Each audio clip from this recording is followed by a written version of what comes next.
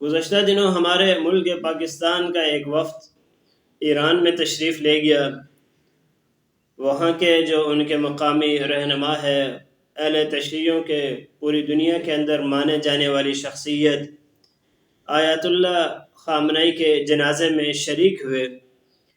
ان کی نماز جنازہ کی ترتیب کیا تھی، انہوں نے کس ترتیب پر ان کو دفنایا ہے، ان کی رسومات کیا تھی، یہ ایک الگ موضوع ہے۔ کیا آیا وہ شریعت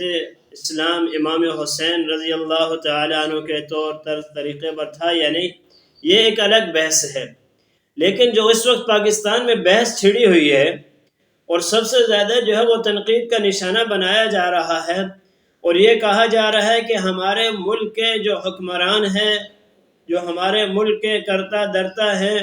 ہمارے ملک کا جو وفد ہے، جو سربراہان مملکت ہے، وہ وہاں پر گئے ہیں تو ان کا جانا کیسے رہا ہے، نہیں جانا چاہیے تھا، اس طریقے سے یہ کیوں گئے ہیں۔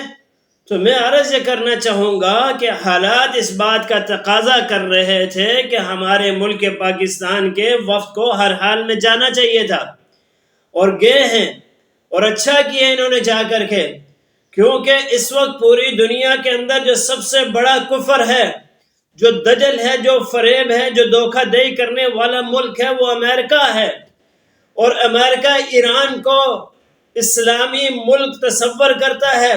بھلے ایران وہ امریکہ کے آگے استعمال ہوتا ہے، لیکن پوری دنیا کے لیے سب سے بڑا کافر ملک امریکہ ہے، اور امریکہ ایران کو مسلمان اور اسلامی ملک تصور کرتا ہے۔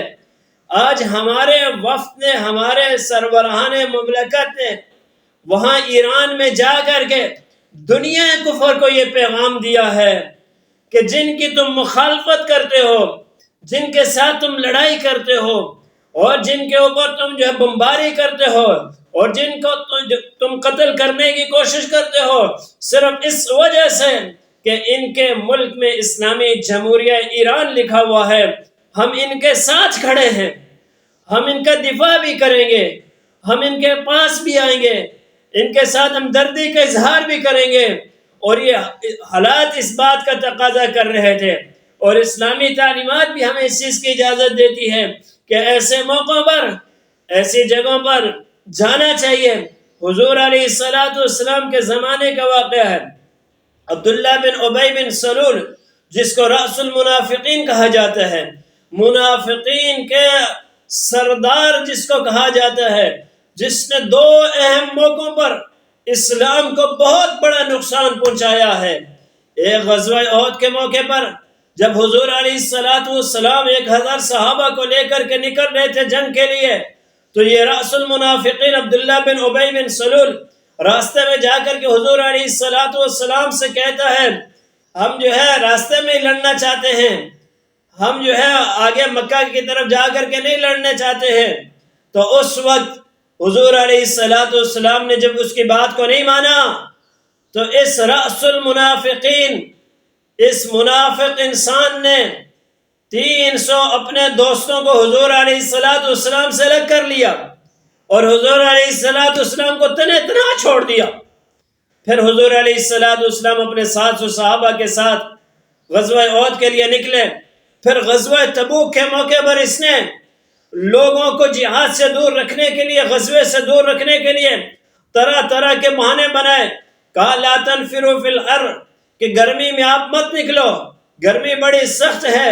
لوگوں کو جہاد سے روکنے کے لیے مختلف ہیلے اور بہانے اور حربے استعمال کیے ہیں۔ لیکن میں دیکھتا ہوں اپنے نبی کو، اپنے نبی کی سیرت کو دیکھتا ہوں کہ جب میرے نبی صلی اللہ علیہ وسلم کے پاس عبداللہ بن ابی بن سلول کا بیٹا عبداللہ، جو مسلمان ہے، پکے عقیدے والے ہیں، سچے عقیدے والے ہیں، آ کر کے خبر دیتے، یا رسول اللہ میرے والد کا انتقال ہو گیا ہے۔ کون سا والد؟ صرف منافق نہیں تھا بلکہ رأس المنافقین تھا، منافقوں کا سردار تھا، مسلمانوں میں فتنہ پھیلانے والا تھا، مسلمانوں میں انتشار پھیلانے والا تھا، مسلمانوں کے اتحاد اور اتفاق اور اجتماعیت کو ختم کرنے والا تھا۔ اس منافق کے بارے میں ان کے بیٹے جو مسلمان تھے حضور علیہ السلام کے پاس آئے، آ کر کے کہنے لگے، یا رسول اللہ میں دو چیزوں کی عرض کروں گا. ایک تو اپنا کرتا مبارک ہمیں دے دیں تاکہ میں اس کرتے میں اپنے والد کو جو ہے کفن دے کر کے قبر کے پاتال میں اتار سکوں. میرے نبی نے اپنا کرتا عبداللہ، ان کے بیٹے جو مسلمان تھے ان کا نام بھی عبداللہ تھا، عبداللہ کو دیا. کہا جا کر کے اپنے والد کو اس کرتے میں کفن دے دو. یہ میرے نبی کی تربیت ہے. حالات اس بات کا تقاضا کر رہے تھے.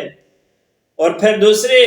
عبداللہ جو صحابی رسول تھے، پکے مسلمان تھے، انہوں نے کہا یا رسول اللہ میں یہ چاہتا ہوں کہ میرے والد کا جنازہ بھی آپ پڑھائیں، جنازہ کے نماز بھی آپ پڑھائیں. میرے نبی نے عبداللہ بن ابی بن سلول کا نماز جنازہ بھی پڑھایا ہے اور انسانیت کو یہ درس دیا ہے. آج ایران ہو گیا، دیگر ممالک ہیں، ٹھیک ہے ان کے عقائد غلط ہے، نظریات غلط ہے، اسلام کے دشمن ہے، دین کو دشمن ہے اور بہت سارے مسلمانوں کو نقصان ان سے پہنچا ہے، لیکن دنیا کفر کی نگاہ میں ایران ایک اسلامی ملک ہے. اگر اس وقت ایران کے ساتھ نہ کھڑا ہونا ہوتا، پاکستان والوں کو نہ ہوتے کھڑے، تو بعد میں بڑے مسائل پیدا ہو سکتے تھے. دنیا کفر اسلامی ممالک کو یہ تانا دیتی کہ دیکھو تمہارا ایک ایٹمی اسلامی ملک ہے جو تمہارے ساتھ کھڑا نہیں ہوا ہے. اپنے ملک کے وفود اور سربراہان مملکت کو اس بات پر داد دیتا ہوں کہ انہوں نے بہت اچھا کیا ہے کہ ملک کی خاطر، اسلام کی خاطر، مسلمانوں کی خاطر اور پوری دنیا کے مسلمانوں کی خاطر انہوں نے اس میں شرکت کی ہے اور دنیا کفر کے منہ پر وہ تمانچہ مارا ہے جو رہتی دنیا تک یاد رکھا جائے گا انشاءاللہ.